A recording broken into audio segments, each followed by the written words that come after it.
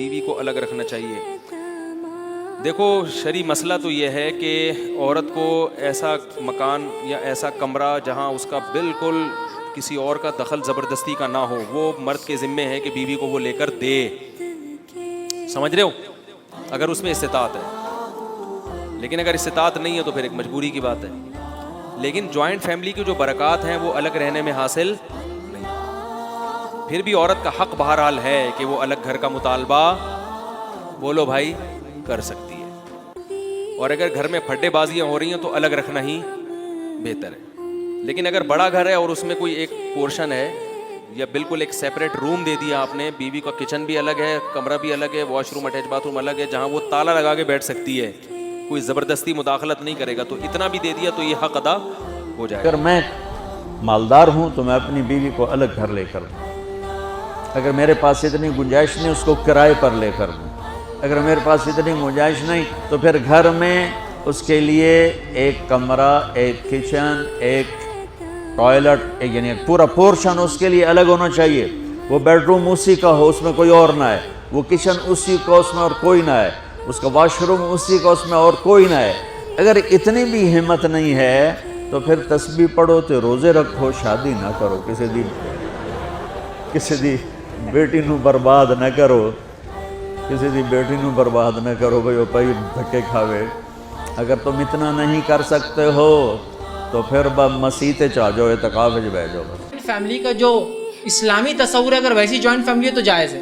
مطلب ایک انسان ساتھ رہے لیکن چولہے سب کے الگ اور عورتیں پردہ کرتی ہوں تو یہ تو جائز ہے. مثال کے طور پر گھر ایک ہے، باڑا ایک ہے، سب کے پرائیویٹ رومس الگ ہے، سب کا بورچخانہ، انکم گروپ الگ ہے، کھانا الگ پکاتے وہ کرتے ہیں. ہاں یہ الگ بات ہے کہ عورتیں ساتھ کھائیں، مرد ساتھ کھائیں، پردے کا اہتمام ہو تو یہ بھی درست ہے.